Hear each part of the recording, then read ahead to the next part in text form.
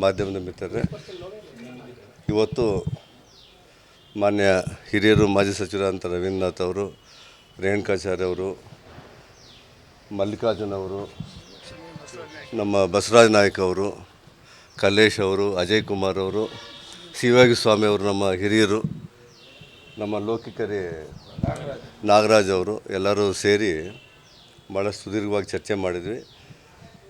ನಮ್ಮ ಎಲ್ಲರ ಒಂದೇ ಉದ್ದೇಶ ಏನಂದರೆ ಈ ದೇಶದಲ್ಲಿ ಮತ್ತೆ BJP ಅಧಿಕಾರಕ್ಕೆ ಬರಬೇಕು, ನರೇಂದ್ರ ಮೋದಿಯವರು ಪ್ರಧಾನಿ ಆಗಬೇಕು.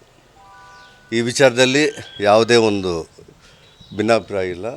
ಆದರೆ ದಾವಣಗೆರೆ ಲೋಕಸಭಾ ಕ್ಷೇತ್ರದ ಅಭ್ಯರ್ಥಿಯನ್ನು ಬದಲಾವಣೆ ಮಾಡಬೇಕು ಅನ್ನೋ ಒಂದು ಒತ್ತಾಯ ಅಂತೂ ಸಂಪೂರ್ಣವಾಗಿ ಎಲ್ಲರಿಗೂ ಇದೆ. ಅದು ಮಾಡ್ತಾರೆ ಅನ್ನೋ ಒಂದು ನಿರೀಕ್ಷೆ ಇನ್ನೂ ನಮಗಿದೆ. ಯಾಕಂದರೆ ಕೆಲವು ಕಡೆ ಆಗ್ತಿರೋ ಒಂದು ವಿದ್ಯಮಾನಗಳನ್ನು ನೋಡಿದರೆ ಇಲ್ಲಿ ಕೂಡ ಆ ಅವಕಾಶ ಇದೆ ಅಂತ ನಾವು ಭಾವಿಸ್ತಾ ಇದ್ದೀವಿ. ಅದಾದಮೇಲೆ ಮುಂದಿನ ವಾರ ಅವರೇನನ್ನ ಆ ರೀತಿ ಮಾಡೋ ವಿಶ್ವಾಸ ನಮಗೆಲ್ಲ ಇದೆ. ಮುಂದಿನ ವಾರ ಎಲ್ಲ ಮಠಾಧೀಶರನ್ನು ನಾವೆಲ್ಲರೂ ಸೇರಿ ಭೇಟಿಯಾಗಿ ಅವರ ಒಂದು ಆಶೀರ್ವಾದ ತಗೊಂಡು ಮುಂದಿನ ಹೆಜ್ಜೆ ಹಾಕ್ತೀವಿ ನಾವು. ಹೌದು, ನಿರ್ಧಾರ ಅಂದರೆ ಇವಾಗ ಸ್ವಾಮಿಗಳ ಹತ್ರ ಹೋಗಿ ಪಕ್ಷ ಏನನ್ನ ಬದಲಾವಣೆ ಮಾಡಲಿಲ್ಲ ಅಂದರೆ, ಇದು ಕೊನೆ ಹಂತ, ಮಾಡಲಿಲ್ಲ ಅಂದರೆ ಒಂದು ಅಚ್ಚರಿಯ ಅಭ್ಯರ್ಥಿಯನ್ನು ಕಣಕ್ಕಿಳಿಸಿ ಅದನ್ನು ನರೇಂದ್ರ ಮೋದಿ ಅವ್ರಿಗೆ ಮತ್ತೆ ತೊಗೊಂಡೋಗಿ ಒಪ್ಪಿಸ್ತೀವಿ ನಾವು BJPಗೆ. ಅಚ್ಚರಿಯ ಅಭ್ಯರ್ಥಿ ಅದು ಮುಂದೆ ತಿಳಿಸ್ತೀವಿ. ಅದನ್ನು ಮಠಾಧೀಶರ ಆಶೀರ್ವಾದ ತೊಗೊಂಡ್ಮೇಲೆ ಅದನ್ನು ಮುಂದೆ ತಿಳಿಸ್ತೀವಿ.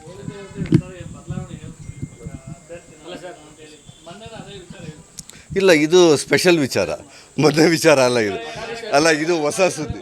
ಹೌದು, ಅಲ್ಲ ಅದು ಕೂಡ ಸಂಗ್ರಹಿಸ್ತೀವಿ. ಮಠಾಧೀಶರದಾದಮೇಲೆ ಕಾರ್ಯಕರ್ತರ ಆಶೀರ್ವಾದ ಪಡೆದು ಕಾರ್ಯಕರ್ತರ ಅಭಿಪ್ರಾಯ ವಿಧಾನಸಭಾ ಕ್ಷೇತ್ರವಾರು ಹೋಗಿ ಕಾರ್ಯಕರ್ತರ ಅಭಿಪ್ರಾಯ ಕೂಡ ಸಂಗ್ರಹ ಮಾಡ್ತೀವಿ. ನೀವು ಈಗ ಮೋದಿ ಅವ್ರ ಜೊತೆ ವೇದಿಕೆ ಶೇರ್ ಮಾಡ್ಕೊಂಡಿರೋರು ಗಾಯತ್ರಿ ಸಿದ್ದೇಶ್ವರ, ಸೊ ದಟ್ ಈಗ ಮೋದಿ ಅವರು ಹೇಳಿದ್ದಾರೆ ನಮ್ಮ ಅಭ್ಯರ್ಥಿ ದಾವಣಗೆರೆ ಅಭ್ಯರ್ಥಿ ಗಾಯತ್ರಿ ಸಿದ್ದೇಶ್ವರ ಅಂತ, ಅಷ್ಟಾದ್ಮೇಲೂ ಅದನ್ನ ಒಪ್ಕೊಂತೀರಾ? ಇಲ್ಲ, ರಾಜಕೀಯದಲ್ಲಿ ಏನನ್ನ ಆಗ್ಬೋದು, ರಾಜಕೀಯದಲ್ಲಿ ಯಾವುದೇ ಕ್ಷಣದಲ್ಲಿ ಅಲ್ಲ, ರಾಜಕೀಯದಲ್ಲಿ ಏನೇ ಆಗ್ಬೋದು, ರಾಜಕೀಯದಲ್ಲಿ ಏನೇ ಆಗ್ಬೋದು, ಇಷ್ಟೇ ನಮ್ಮ ಉತ್ತರ.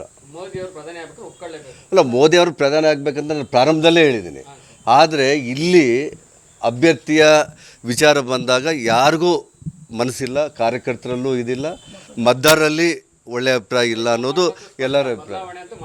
ಅದು ಆಮೇಲೆ ಅದು ಹೈಕಮಾಂಡ್ ಅವರು ನಾವು ಮಠಾಧೀಶರ ಆಶೀರ್ವಾದ ತಗೊಂಡೋದ್ರ ಒಳಗಡೆ ಏನು ತಿಳಿಸಿಲ್ಲ ಅಂದರೆ ನಾವು ಏನು ಹೇಳ್ತೀವಿ, ನಾವು ಕಾರ್ಯಕರ್ತರ ಅಭಿಪ್ರಾಯ ವಿಧಾನಸಭಾ ಕ್ಷೇತ್ರವಾರು ತಗೊಂಡು ಒಂದು ಒಳ್ಳೆಯ ಅಭ್ಯರ್ಥಿಯನ್ನು ನಿಲ್ಲಿಸುವಂಥ ಒಂದು ತೀರ್ಮಾನ ಇವತ್ತಾಗಿದೆ.